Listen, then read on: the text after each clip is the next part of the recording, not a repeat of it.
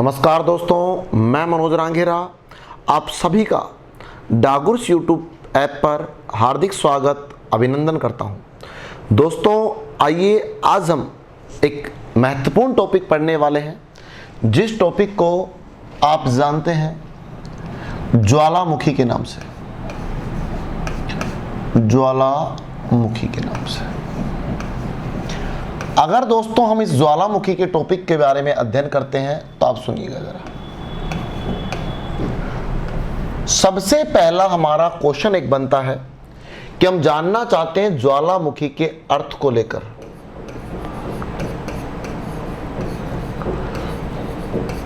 ज्वालामुखी को लेकर सबसे पहले इन ज्वालामुखी के अर्थ को लेकर हम बात करते हैं। और ज्वालामुखी के अर्थ को लेकर हम बात करें तो पता चलता है मित्रों, ज्वालामुखी जो शब्द है यह दो शब्दों से मिलकर बना है। एक तो है मित्रों ज्वाला और एक है शब्द मुखी। अगर आप इन दोनों शब्दों को लेकर बात करें तो इनके बारे में क्वेश्चन आता है कि जो ज्वाला है, ज्वाला का तात्पर्य है आग से लेकर या अग्नि से लेकर। क्लियर है सर?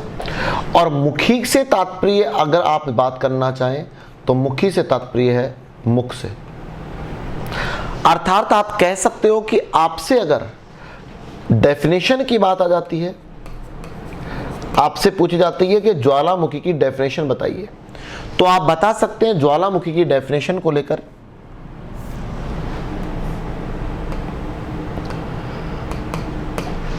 ऐसा मुख, या आप मुख की जगह कह सकते हो ऐसा छिद्र। ऐसा मुख या छिद्र जिससे आग, या कह सकते हो तरल, या कह सकते हैं हम अर्ध तरल, या हम कह सकते हैं ठोस आदि निकलते हैं, आदि निकलते हैं, ज्वालामुखी के नाम से जाने जाते हैं। ज्वालामुखी के नाम से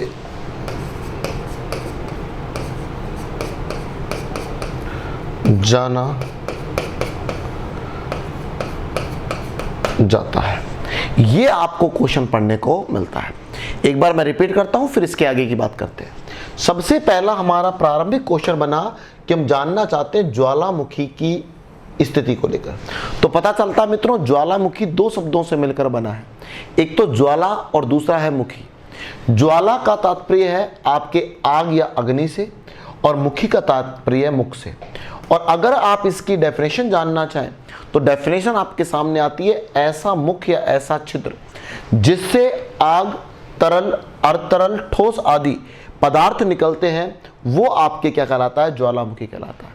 तो कहने का तात्पर्य यह हुआ इस परिभाषा को देखकर कि ज्वालामुखी का संबंध मुख से या छिद्र से है। लेकिन हम बात करें ज्वालामुखी को लेकर तो मित्रों, जैसे ही ज्वालामुखी का नाम हमको सुनने को मिलता है तो हमारे मन मस्तिष्क में एक प्रतिबिंब बनता है, एक चित्र बनता है। और वो चित्र अगर हम जानना चाहें तो वो चित्र इस प्रकार का बनता है।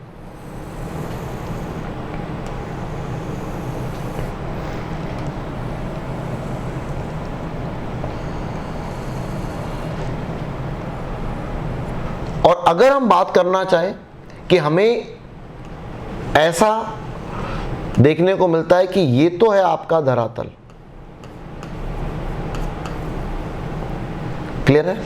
और अगर इस धरातल को लेकर बात करते हो तो धरातल पर एक ऐसी स्थिति मिलेगी और इससे क्या निकलती हुई दिखाई देगी? आपको आग निकलती हुई दिखाई देगी सब। क्लियर?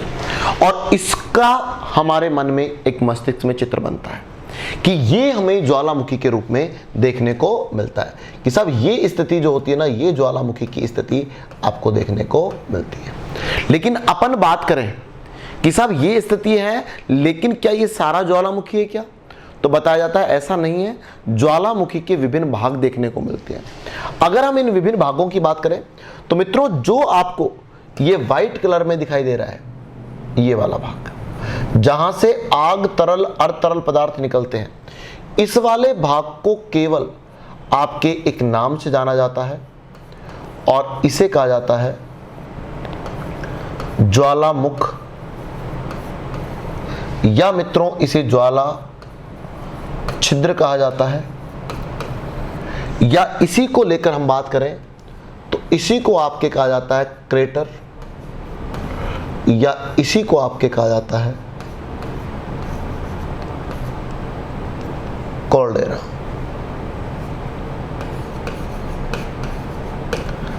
कॉल्डेरा के नाम से जाना जाता है। क्लियर है दोस्तों? ये छिद्र आपके कई नामों से जाना जाता है। अब बात करते हैं जरा दूसरे नंबर पर। इस छिद्र का जो संबंध होता है ना, वह आपके इसके आंतरिक भाग की अगर हम बात करें तो इसके आंतरिक भाग से इस प्रकार एक नली से जुड़ा हुआ होता है इसे। और अगर हम बात करते हैं इस नली को लेकर, तो आपके क्वेश्चन आता है कि ये जो आपको नली देखने को मिल रही है, इस नली को लेकर क्वेश्चन करें तो इस नली को क्या कहा जाता है। तो मित्रों, जो आपके ज्वालामुख से और यहां धरातल के ये वाला हिस्सा कहलाता है भूगर्भ। भूगर्भ तक जो नलिका देखने को मिलती है, इसको एक विशेष नाम दिया गया और इसे नाम दिया गया ज्वालामुखी नली के नाम से, नली या ज्वालामुखी पाइप के नाम से इसे जाना जाता है। क्लियर है दोस्तों? अगर हम बात करना चाहें जरा और आगे, तो आपको देखने को मिलता है कि ये जो स्थितियां हैं, इस नली का जो संबंध है आप देख पा रहे हैं, इसका संबंध भूगर्भ से है। और यहां पर आपको आप देखेंगे और पाएंगे, यहां पर आपको चट्टानों का पिघला हुआ रूप देखने को मिलता है। जिस चट्टानों के पिघले हुए रूप को आपके क्या कहा जाता है, मैग्मा, या मित्रों इसको लावा के नाम से जाना जाता है। ये स्थितियां आपको देखने को मिलती है। अगर आप बात करते हो इस पर्वतनुमा स्थिति की, जो आपको ये पर्वतनुमा स्थिति देखने को मिल रही है, इसे भी एक विशेष नाम दिया जाता है और मित्रों इसे कहा जाता है ज्वालामुखी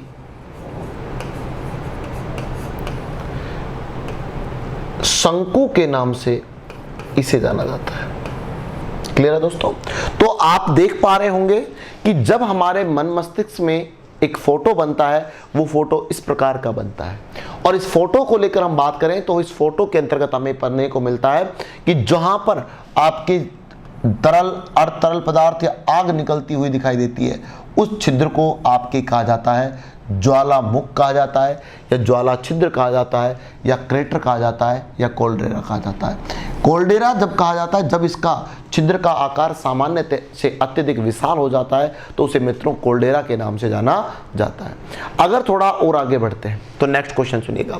जो पतली पाइप होती है, नलिका होती है, जिसका संबंध आपके भूगर्भीय स्थानों से होता है, धरातल के आंतरिक भागों से होता है, इस वाली नलिका को कहा जाता है ज्वालामुखी नली या पाइप के नाम से जाना जाता है। ज्वालामुखी लावे से जो आपके शंकुआकार या गुंबदाकार या पर्वतन नुमा जो आपकी स्थिति बन जाती है, उसे ज्वालामुखी शंकु या मित्रों इसे ज्वालामुखी पर्वत का नाम दिया जाता है। क्लियर? और इस ज्वालामुखी से जो आपके गर्म तरल पदार्थ निकलता है, उसे आपके लावा या मैग्मा के नाम से जाना जाता है। तो ये स्थितियां आपको देखने को मिलती है। तो मित्रों उम्मीद करता हूं आपको यहां तक समझ में आ गया होगा। अब हमारा नेक्स्ट क्वेश्चन हम जानना चाहें तो मित्रों नेक्स्ट क्वेश्चन क्या आता है वो जरा सुनिएगा। नेक्स्ट क्वेश्चन आपको पढ़ने को मिलता है, वो देखिएगा। नेक्स्ट क्वेश्चन में आपसे पूछा जाता है कि हम जानना चाहते हैं ज्वालामुख से, नेक्स्ट क्वेश्चन सुनिएगा,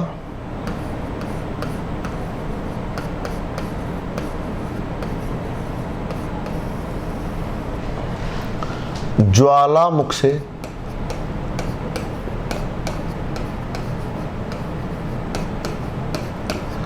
निकलने वाले हम जानना चाहते हैं पदार्थ, कि हमें ये बताइएगा कि ज्वालामुख से आपके कौन कौन से पदार्थ निकलते हैं।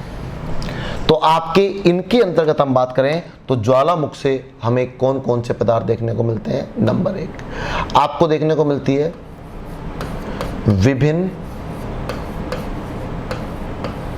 गैसें प्लस आपके निकलता है जलवाष्प। एक तो आपके ये निकलता है। दूसरे नंबर पर आप चर्चा करें तो दूसरे नंबर पर आपको पढ़ने को मिलता है मैग्मा या मित्रों लावा। तीसरे नंबर पर हम बात करें तो तीसरे नंबर पर निकलते हैं आपके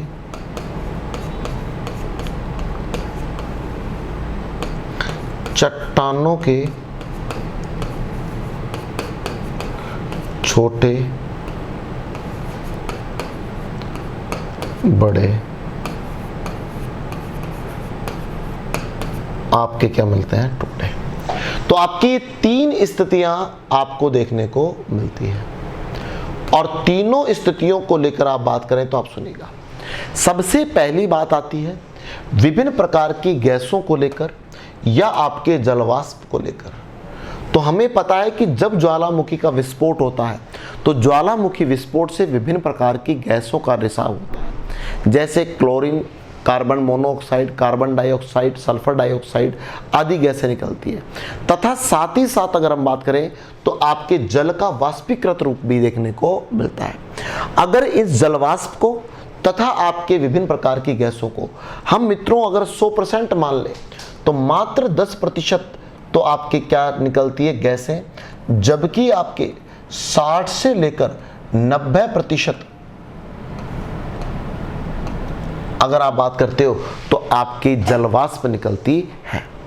दूसरे नंबर पर हम बात करते हैं तो दूसरे नंबर पर आता है आपके मैग्मा या लावा। तो हमारा पहला क्वेश्चन ये बनता है कि मैग्मा या लावा होता क्या है साहब। तो मैग्मा या लावा को लेकर बात करें तो आप सुनना, आप इसके लिए कह सकते हैं चट्टानों का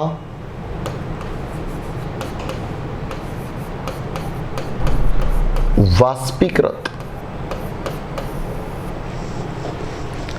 या चट्टानों का आप कह सकते हो, और भी सही शब्द चट्टानों का